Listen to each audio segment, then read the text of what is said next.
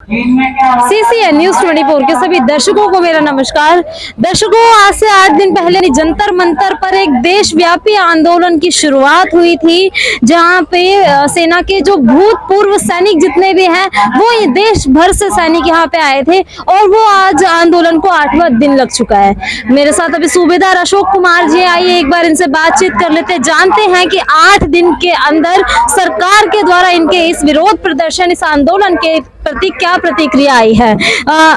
आज से 8 दिन पहले भी मैंने आपकी आवाज सुनी थी सर, और आज 8वां दिन लग चुका है, तो अभी तक क्या प्रतिक्रिया आई है सरकार की? अभी तक जी गवर्नमेंट जगी नहीं है बिल्कुल भी।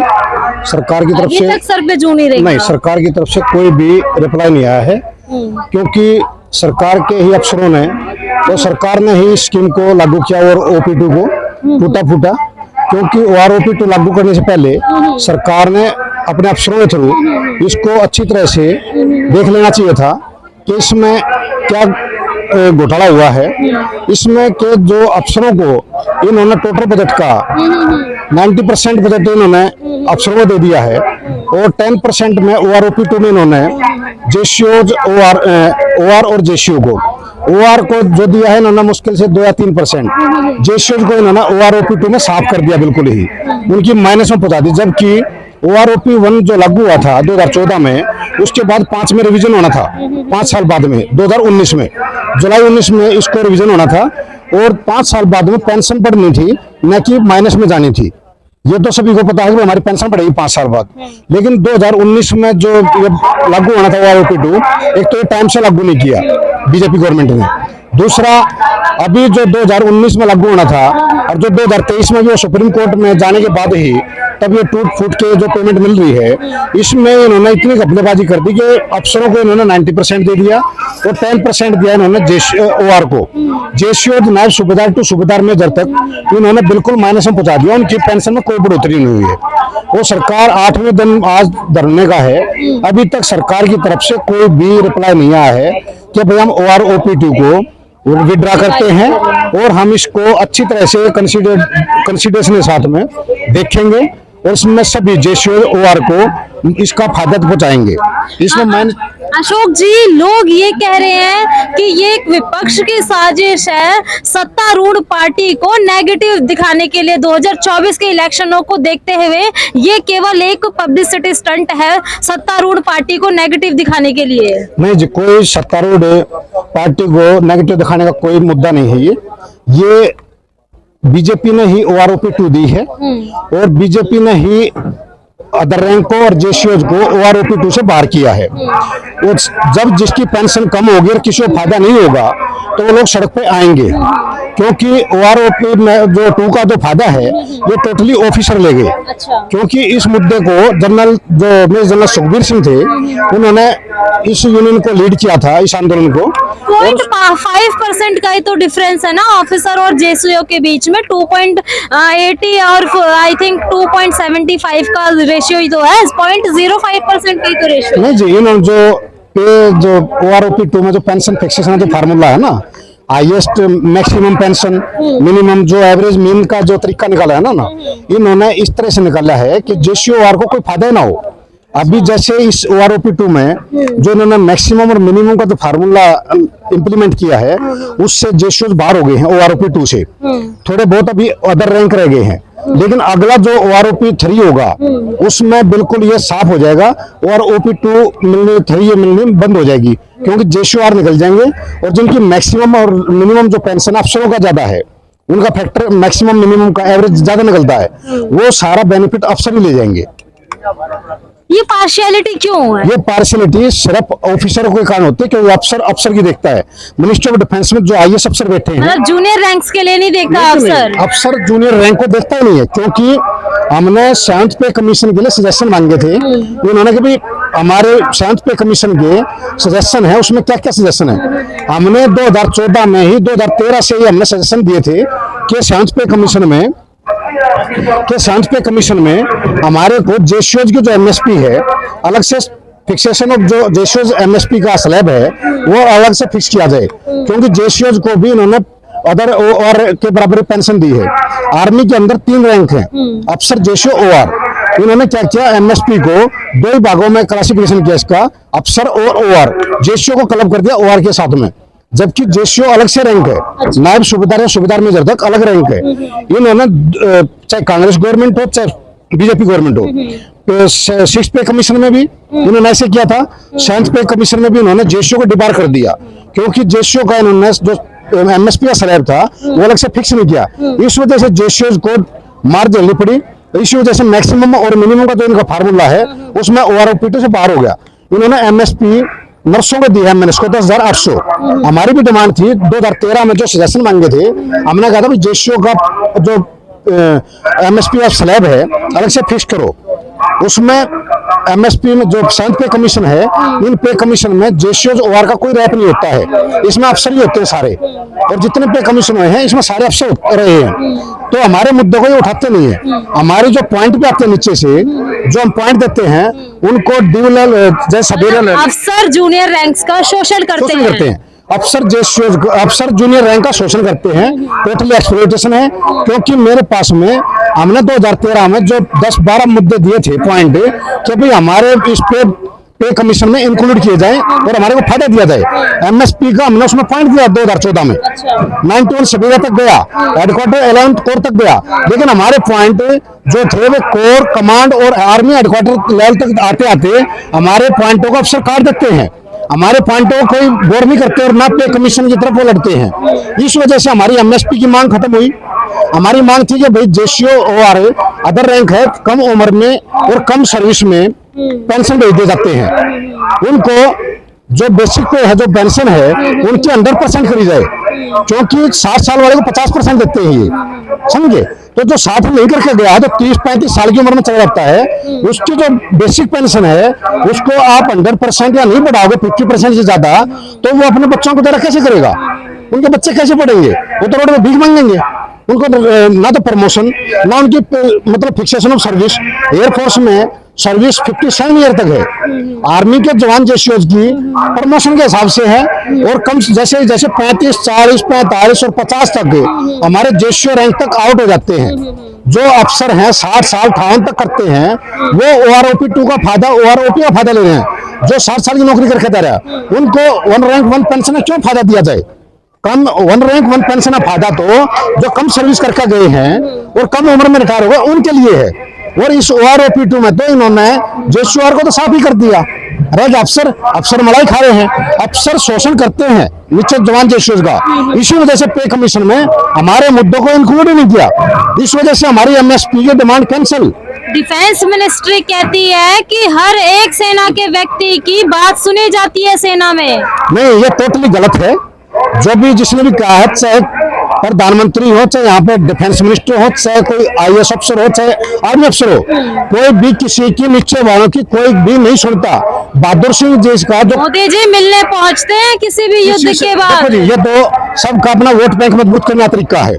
जब जेसीओ ओआर आज रोड पे खड़े हैं, 1 रैंक 1 पेंशन के लिए कितने दिनों से हमने संघर्ष किया, फौजियों ने, ओआर ने। अगर ये हमारे मुद्दे यहीं पे सोल्व कर दे, इनको वहां जाने की जरूरत नहीं। इनके वेलफेयर की तरफ तो कोई देखता नहीं है, ये सिर्फ अपने वोट बैंक को मजबूत करने जाते हैं। जब हमारी 1 रैंक 1 पेंशन 2 जेसीओज 7 पे कमीशन 2016 में आया था, और जेसीओज की जो एमएसपी की डिमांड है ये 2016 से नहीं पहले से चल रही है। 2016 से जब जेसीओ रैंक को इन्होंने 900 को 10,800 एमएसपी दे दिया, और जेसीओ जो रैंक है वो इतना इंपॉर्टेंट रोल प्ले करता है आर्मी के अंदर। तो पद में बढ़े हैं तो थोड़ा पैसा ज्यादा ले जाएंगे तो क्या हो जाएगा अशोक जी? नहीं, जो ज्यादा संघर्ष करे उनकी तनख्वाह कम, और जो पूरी फैसिलिटी लेते हैं और आराम करते हैं उनकी फैसिलिटी ज्यादा।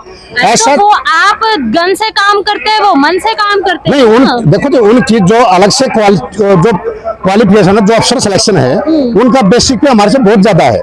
उसमें हमारे को उससे कोई एलर्जी नहीं है कि भाई अफसर से आए यार हम क्यों नहीं उनके बराबर दिया जाए। लेकिन हमारी जो डिमांड थी कि भाई अफसर की 15,500 बेसिक एमएसपी दे दी, जेसीओ रैंक को तुमने कैसे खत्म कर दिया। जेसीओ रैंक प्रेसिडेंट कमीशन है मैडम, जेसीओ रैंक जो प्रेसिडेंट कमीशन है उसमें हमारे को सर्टिफिकेट देता प्रेसिडेंट। आपको दिखाता हूँ इन्होंने प्रेसिडेंट कमीशन लिख के और जूनियर कम जेसीओज को गजेटेड अफसर बना रखे हैं इन्होंने। ये प्रेसिडेंट कमीशन है, इस तरह से प्रेसिडेंट कमीशन करके देते हैं। और तीनों आर्मड फोर्सेज का जो मालिक है भारत का राष्ट्रपति है। मैंने राष्ट्रपति को 16 जुलाई 2018 से कोरेस्पॉन्डेंस कर रहा हूँ, 2014 से 13 से, उसके बाद दिसंबर 18 में भी, कि जो हमारी जेसीओज की एमएसपी है, ये हमारी जो हमने नर्सों को 10,800 दे दिया है, हमारे जेसीओज को भी क्यों नहीं दे रहे हो आप? क्योंकि इससे प्रतिक्रिया है, उससे कोई प्रतिक्रिया नहीं मैडम। आखिर में एमएसपी की प्रेसिडेंट तो बोलता ही नहीं हमारा, जिसको आर्मी कमांडर बोलते हैं, तीनों सेनाओं का जो मालिक है। सीडीएस को कभी आपने बताया? सीडीएस तो भी बना पाते हैं मैडम। अच्छा, सीडीएस को फिलहाल में आवाज उठाई हो? नहीं, हमारी तो बहुत पहले चल रही है सीडीएस जो है। सीडीएस का लेवल है नहीं है, क्योंकि जो हमारी डिमांड थी, जब सरकार ने जब 4 दिसंबर 18 को कैंसिल कर दिया, नो बात टाइम्स में आ चुका है, सेना में एमएसपी की मांग खारिज। जेसीओज रैंक के अफसरों को विशेष सेवा और मुश्किल हालात में काम करने के एवज में ज्यादा मिलिट्री सर्विस पे एमएसपी देने का प्रस्ताव वित्त मंत्रालय ने खारिज कर दिया है। इसमें करीब 1,12,000 सेना अफसरों को तगड़ा झटका लगा है। 4 दिसंबर 18 को जब ये कैंसिल कर दी, और उसके बाद भी प्रधानमंत्री अपने ऑफिस में बैठे हुए देख रहे हैं, जेसीओ रोड पे आ गया है और जेसीओ की डिमांड ही नहीं बिल्कुल एक्सेप्ट कर रही है। क्यों? क्योंकि ये जब हमारा प्रेसिडेंट कमीशन है, अफसर को भी प्रेसिडेंट कमीशन देता है, समझे जी। सेना में राष्ट्रभक्ति के लिए मोल का भी जरूरत है क्या? नहीं जी, राष्ट्रभक्ति का कोई मोल का जरूरत नहीं है। सेना में जो आया है वो अपनी मर्जी से आया है। कुछ होते हैं जो पैसे दे के आते हैं, क्योंकि गवर्नमेंट का जो तरीका वो गलत है। मैं कह रही हूँ कि सेना में यदि आप गए हैं तो राष्ट्रभक्ति के लिए गए हैं, तो इसमें आप कोई भी कार्य करें तो राष्ट्रभक्ति से कर रहे हैं ना, तो इसमें आप ये जो एक्स्ट्रा पे के लिए डिमांड कर रहे हैं, ये जरूरी है क्या? नहीं जी, एक्स्ट्रा पे के लिए नहीं, ये सरकार ने दी है सबको, ये मेरे को नहीं, ये हमारा हक है। जब अफसरों को दी है तो जवानों को दी है, तो जेसीओ को भी तो बनती है ना। जेसीओ रैंक जब कमांड करता है नीचे वालों पे और बनी बनाई चीफ अफसरों को देता है, लड़ाई में इंपॉर्टेंट रोल प्ले करता है, उसके बाद हम अपना राइट मांगे तो उसमें गलती क्या है? अगर ऐसे चाहे तो फिर तो हम देशभक्त हैं, चलो ठीक है, हम फ्री में नौकरी करेंगे, आज भी मेरे को भेज दो, कर दो तनख्वाह बंद, लेकिन बाकी सब बंद कर दो, हम फ्री में कर लेंगे।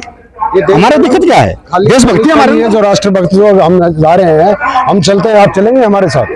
मैं आपसे क्वेश्चन डालता हूँ, नहीं हमारे बच्चे हैं छोटे छोटे। मैं तो आपसे बहुत जेन्युइन सा सवाल पूछ रही हूँ, जो आगे से आया। आपने जो क्वेश्चन किया मैं उसके ऊपर जवाब दे रहा हूँ। आपने कहा कि आप राष्ट्रभक्त हैं, तो उसका मोल क्यों? देखिए मेरा सवाल आपका भी राष्ट्र उतना ही है। नहीं, आप सुन लीजिए, जवाब मैं दे रहा हूँ। आपका राष्ट्र नहीं है। आप यहाँ पहले दिन आए प्रोटेस्ट में? 20 से आ रहा हूँ। 20 तारीख से आ रहे हैं, तब से मैं भी आ रही हूँ। आपको पीछे तिरंगा नजर आ रहा है? नजर आ रहा है? उस पे देखिए अशोक चक्र है, दिखाना आप तिरंगा दिखा दो। देखा हुआ है वो, मुझे मालूम है। आपने कहा कि अगर आप राष्ट्रभक्ति करते हो उसका मोल क्यों? दीजिए। हाँ है, चक्र है, बिल्कुल है, दिखाइए मुझे। दिखाते हैं, अभी दिखाते हैं, आपको दिखाते हैं। आपने बोला कि मोल, ये सवाल है केवल, ये एक सवाल है, उसका आप वाजिब तरीके से उत्तर दीजिए। केवल तरीके से आपको जवाब दे रहा हूँ। राष्ट्र आपका भी है, राष्ट्र मेरा भी है, ठीक है। तो हम सेवा करते, कोई आपके परिवार से, कोई पीढ़ी से, कोई है ऐसा? देखो मेरी सुनो, राष्ट्रभक्ति, राष्ट्रभक्ति, एक मिनट बात पता है क्या चल रही है कि एक विपक्ष की चाल है, उसके बच्चों को उसके लिए है। सुनो, राष्ट्रभक्ति, देशभक्ति जी हमारे दिल में है, हमारे दिलों में और हमारे नस नस में देशभक्ति भरी हुई है। अगर हम नेता जो देश के हैं, ये देश को लूटना बंद करें और ये अपनी पेंशनों को बंद करें, 10-10 पेंशन ले रहे हैं, एक एमएलए, एक एमपी 10-10 पेंशन ले रहा है, 2.5, 3-3, 4-4 लाख रुपए। खुद मोदी जी भी इसमें शामिल हैं। वो पैसा कहाँ से आता है? वो लोगों का खून पसीने का। तो सेवादार है। नहीं जी, सेवादार हम भी हैं। अगर इस तरह से बोलो तो हम भी सेवादार हैं। हम बॉर्डर पे हैं, वो दिल्ली में एसी कंडीशन, एयर कंडीशन चलते हैं। हम ले लद्दाख सियाचिन ग्लेशियर में ठंडी हवा में हमारे थोबड़े काले हो जाते हैं, ठंडी हवा लगने से स्किन जल जाती है। हम उन हालत में काम करते हैं। अगर मेरे को यहाँ पे बना दे प्रधानमंत्री और मैं 7 ब्लॉक में एसी गाड़ियों में घूमूंगा तो मैं भी सेवक बोल दूं, लेकिन मेरा फर्ज वो सेवक का नहीं है। मैं तो पूरा शोषण करके सारी फैसिलिटी अवेल कर रहा हूँ। असल सेवक तो वो है जो बॉर्डर पे खड़े हैं, जो कैसे क्लाइमेट में कैसे कैसे टक्कर ले रहे हैं। कोई ग्लेशियर में दब के मर रहा है, कोई ठंडी हवा में चल रही है खाल। वहां पे जो बंदे रहते हैं उनकी जो स्किन है 10 दिन के अंदर जल जाती है, और जब हम यहाँ पे दूसरे क्लाइमेट में आते तब वो तो कम से कम 2-3 महीने में स्किन होती है हमारी ठीक, क्रीम लगाने के बाद में, नहीं तो चेहरे बिगड़ जाते हैं वहां पे। वे है देश के असली चौकीदार, असली सेवक, असली प्रहरी। दिल्ली में नहीं, कोई प्रहरी नहीं है। अगर वो वहां पे जाके देखें और उनको 10 दिन जैसे फौजी ड्यूटी करता है, करा मोदी जी से वो भी ड्यूटी, तब पता चले। अच्छा, अगर मेरे को ऐसे ही भेजा जाए, मैं प्रधानमंत्री जाके मैं किसी की ड्रेस पहन लूं, किसी का कुछ कर लूं, मैं फिजिकली भी फिट नहीं, मेडिकली भी फिट नहीं, और जाके मैं टोपी लगा लूं, बेल्ट लगा लूं और मैं बन जाऊं, मैं देश का फौजी बन गया हूं, ऐसे तरीके से नहीं होता। वर्दी पहनने के लिए बड़ा दम चाहिए, वर्दी ऐसे नहीं मिलती। अफसर हो चाहे जवान हो चाहे जैसी हो, अफसर बड़ी मेहनत से वर्दी जो मिलती है, बड़ी मेहनत से मिलती है। इसका हक किसी और को नहीं पहनने का कि जाके और कोई पहन ले। ये सिर्फ इलेक्शन मुद्दे हैं सारे, देश को मतलब वोट बैंक मजबूत करने के लिए, आम पब्लिक को भटकाने के लिए। जो हमारा प्रधानमंत्री तो सियाचिन ग्लेशियर में जा रहा है, हमारा प्रधानमंत्री कारगिल द्राज में जा रहा है। आज LAC पे हमारी फौज 4 साल से पड़ी हुई है, उसके बारे में सोचा इन्होंने? कभी चाइना के प्रेसिडेंट से बात करी कि भाई क्यों हमारी फौज ठंड में मरे? हम देश के लीडर हैं, हम देश को चलाने वाले हैं, आप भी संभलो हम भी संभले, और हमारी फौज आराम करे, नॉर्मल ड्यूटी पाए। आज वे फौज जो बाहर पड़े हैं उनके पूछो नहीं क्या हालात है। इन्होंने तो डाल दी फौज, क्योंकि इनके बच्चे तो है नहीं, MP MLA बच्चा कोई नहीं है। गलती से हुआ तो वही जैसे इलेक्शन होता है इनका, और जीत जाते उसी टाइम बोला छोड़ दे नौकरी, समझे? हमारे 8 दिन हो गए जी आंदोलन के। जी चौकीदार की तरफ से कोई प्रतिक्रिया नहीं आई, तो क्या चौकीदार सो रहा है हकीकत में जो चौकीदार कहता है हमारे देश का मैं चौकीदार हूँ, वो बिल्कुल सो रहा है। उसकी नजर किसी के ऊपर नहीं है। जो पब्लिक दुखी है, जो पब्लिक दुखी है, चाहे जवान हो, जैसी हो, गरीब आदमी हो, उसकी तरफ कुछ नहीं है। वो चौकीदार सो ही रहा है। अगर चौकीदार ना सोता, हम 2014 से फौज के पॉइंट MSP JCO की मांग रहे हैं, वो अभी तक मिल जाती। 4 दिसंबर 18 को नवभारत टाइम्स में निकला हुआ MSP कैंसिल, MSP डिमांड रद्द, समझे जी? अगर ये चौकीदार ना सो रहा होता तो ये ना निकलता नवभारत टाइम्स में। और वित्त उसके अंडर में जो वित्त मंत्रालय है, चाहे इनके पास में 610 करोड़ रुपया देने का बोझ बता रहे हैं देश के ऊपर पड़ेगा। इनकी पेंशन, इनकी सुविधा, इनके ऐसो आरामी, इनके उस पे लग्जरी लाइफ पे कितना पैसा खर्च होता है, उस बजट का असर देश के ऊपर नहीं पड़ता। जो JCO OR है वो जो अपना मांग रहे पैसा, उसके लिए तो इनको बजट देते हुए वो अलग से दबाव दिखाते हैं कि देश के ऊपर मतलब बहुत देश दिवालिया हो जाएगा। और जो देश को लूट रहे हैं, खा रहे हैं, सारी फैसिलिटी अवेल कर रहे हैं, उस पर पैसा खर्च नहीं होता क्या? वो फैसिलिटी फ्री मिलती है। इन्होंने MSP की सीधी क्या 610 करोड़ रुपए का एक्स्ट्रा बजट पड़ेगा, देश के ऊपर दबाव पड़ेगा। क्यों भाई? हमारा राइट है। अगर तुमने ये नहीं देनी थी तो फिर दी क्यों? शुरू से देनी थी, वो ढंग से देनी थी, किसी ने मांगी नहीं। अफसरों 15,500, जवानों को 500, उससे बराबर JCO को। अरे JCO जो 3 न्याय सुविधा में 3 कैटेगरी अफसरों की यहाँ पे बांटा हुआ है, तो JCO को क्यों नहीं दी? नर्स इतनी बढ़िया थी क्या, उनको 10,800 दे दिया, जो कि फील्ड में काम नहीं करती, कहीं भी जाती नहीं, कोई लड़ाई लड़ती। तो आपकी चोटों पे तो मरहम लगाती है ना? नहीं लगाती है, इतने वे आगे नहीं होते हैं जो MNS है, वो फील्ड में नहीं होती है, फील्ड में हॉस्पिटल में नहीं होती है नर्सें, जो कि लड़ाई के मैदान में जाती है और वो मरहम लगाती है, वहां पे जेंट्स ही जाते हैं। हम ये नहीं कहते उनको मत दो, लेकिन JCO को इन्होंने डिबार क्यों किया MSP से? ये चौकीदार की देखरेख में हुआ मैडम। ये 18 में हमारी डिमांड कैंसिल हुई है। चौकीदार चोर है, चौकीदार के सामने ही हुआ है, उसके वित्त मंत्री के अंडर में, समझे? इस मुद्दे को लेकर मैं 23 जनवरी 2018 को डिफेंस मिनिस्टर सीतारमण जी से मिला था। उन्होंने मेरे को 1 मिनट भी नहीं दी, जबकि पूरी फाइल लेकर गया था वहां पे। उन्होंने मेरे को PS के पास भेज दिया, PS ने मेरे को deputy chief of the army staff के पास भेज दिया, और मैं रात के 11 बजे तक घूमता रहा। आज तक हमारा निचोड़ बिल्कुल नहीं है MSP JCO को। आपको नहीं लगता कि इस आंदोलन के जरिए सेना 2 टुकड़ियों में बट रही है? सेना इस आंदोलन से कोई नहीं बट रहा। एक तरफ ऑफिसर रैंक, एक तरफ JCO। हाँ जी, ये बटेगा, क्योंकि अफसरों ने JCO OR के साथ धोखाधड़ी करी है। वो रैंक 1 पेंशन 2 में भी और सर्विस में भी करते हैं, पेंशन आने के बाद भी करते हैं। मलाई ये खा रहे हैं। जितनी सिक्योरिटी एजेंसी है DGR के थ्रू अफसरों को दी जाती है, अफसरों को क्यों दी जाती है जब उनकी तनख्वाह भी इतनी, पेंशन भी हायर है? हमारे सूबेदार जेसो रैंक को क्यों नहीं देते? और को क्यों नहीं देते? सिक्योरिटी एजेंसी डीजीआर के थ्रू टोटली अफसरों को दी जा रही है, और अफसर उन एजेंसियों को, ठेके को सिविल एजेंटों को भेज देते हैं, वो पर कैंडिडेट उनसे पैसा लेते हैं। एक अफसर कई करोड़ रुपए कमा रहा है सिक्योरिटी एजेंसी में। हमारे जेसीओ ने क्या गलती करी कि हमारे को सिक्योरिटी एजेंसी का लाइसेंस क्यों नहीं मिलता? हमारे को रिसेटलमेंट की क्या स्कीम है गवर्नमेंट की? खाली कोर्सेज चलते हैं, कोर्सेज कागजों में चलते हैं, और अफसर उससे पैसा खा जाते हैं। हमारे कोई रिसेटलमेंट नहीं होती जेसीओ की। अफसरों की रिसेटलमेंट 100% है। कैंटीनों में, ECHS में सारे ठोक दिए उन्होंने। ECHS स्कीम बिल्कुल घटिया स्कीम है, फौजियों को लूट रही है, हमारे पैसे काट के और हमारे से पैसे लेके तब इलाज दे रहे हैं। कहाँ शोषण है हमारा? आर्मी ग्रुप इंश्योरेंस फंड है, हमारे से जैसे पे कमीशन आता है और हमारी रेट ऑफ जो डिडक्शन है उसकी प्रीमियम की, वो बढ़ा देते हैं, और हमारा इंश्योरेंस का पैसा बहुत हो जाता है। लेकिन जब हम जाते हैं वो कंपाउंड इंटरेस्ट के साथ नहीं मिलता, वो हमारा लमसम करके 5-4 लाख रुपए मिल जाता, जबकि जो सिविल एजेंसियां हैं, LIC वगैरह हैं, वो मैच्योरिटी में बहुत पैसा लेती हैं। एजेंट में, आर्मी ग्रुप इंश्योरेंस फंड में हमारा पैसा है, हमारी कटिंग लेते हैं तब, और उस पैसे पे ये इंटरेस्ट कमा के और अपने मालामाल हो रहे हैं। हमारे जवान जेसीओ को हाउस कंस्ट्रक्शन लोन है, गाड़ी खरीदने का लोन है, वो भी सस्ते रेट पे नहीं, वो भी 9, 9.5, 10 जो सिविल में है वो रेट उस पर देते हैं हमारे को लोन। पैसा हमारा स्टेज पे बुलाया आपको सर? ठीक साहब, हमारा जब वहाँ पे हमारे को उस स्टेज पे हमारे को तो लोन भी सस्ते में देते हैं हमारे पैसे से ही। आपको कोई बात रखनी है सर? इनको स्टेज पे हमारे उससे शोषण कर रहे हैं और हमारे पैसे से, हमारे से इंटरेस्ट ले रहे हैं। जितनी भी आर्मी की एजेंसियां हैं, आर्मी ग्रुप इंश्योरेंस फंड हो, चाहे एक्सरिशमेंट कंट्रीब्यूट हेल्थ स्कीम हो, चाहे रिसेटलमेंट कोर्सेज हो, चाहे सिक्योरिटी एजेंसियां हो, सभी में जेसीओ का शोषण करते हैं। अफसर मलाई मार रहे हैं, OR OP2 में भी अफसर ही मलाई मार के, जेसीओ को कुछ नहीं मिला।